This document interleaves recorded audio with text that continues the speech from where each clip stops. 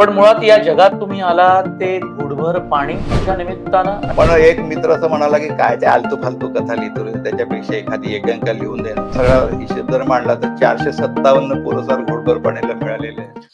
पण मुळात या जगात तुम्ही आलात ते घोडभर पाणीच्या निमित्तानं आणि ती चांगली कलाकृती तुमची गाजली. हो, मी सुरुवातीला म्हणजे जसं मगाशी म्हटलं एक पुस्तक छापलं होतं, तर ते गाण्यांची आवड होती आणि कविता करायची मग हळू-हळू विकसित होत गेली. त्यानंतर कथा लिहिल्या, आणखी काही गोष्टी केल्या. जवळ-जवळ 1973 ला माझी पहिली भिंत नावाची कथा प्रकाशित झाली. ती प्रकाशित झाल्याच्या नंतर मी काही लगेच नाटकाकडे गेलो नाही. मी नाटकातून थोडं छोटी-मोठी कामं करत होतो. पण एक मित्र असं म्हणाला, की "काय ते आलतू-फालतू कथा लिहितो रे, त्याच्यापेक्षा एखादी एकांका लिहून दे ना." आणि मग मी ती 2 दिवसामध्ये घोडभर पाणी लिहिली खरी. मग त्या मित्राला वाचायला दिली. त्याला आवडली की नाही आवडली मी त्याला 2दा विचारलं, "अरे बाबा तू करतोस की नाही?" तो काही बोलला नाही. मी वाचतो एवढंच म्हणत राहिला. ती स्पर्धाही संपली. पण ह्याचं काही माझ्याबद्दलचं हां. त्या एकांकिकेबद्दल मत काही आलं नाही. मग ती एकांकिका मी निनाद नावाचा एक ग्रुप होता. त्या ग्रुपमध्ये जॉइन झालो होतो दरम्यानच्या कालखंडात.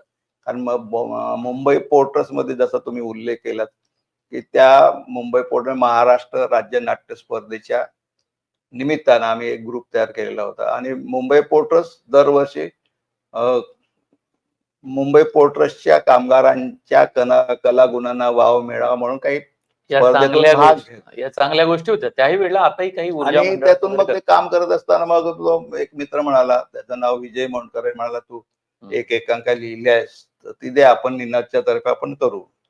आणि मग ती मी एकांका दिली आणि उदय कला केंद्राच्या स्पर्धेमध्ये ती सादर झाली.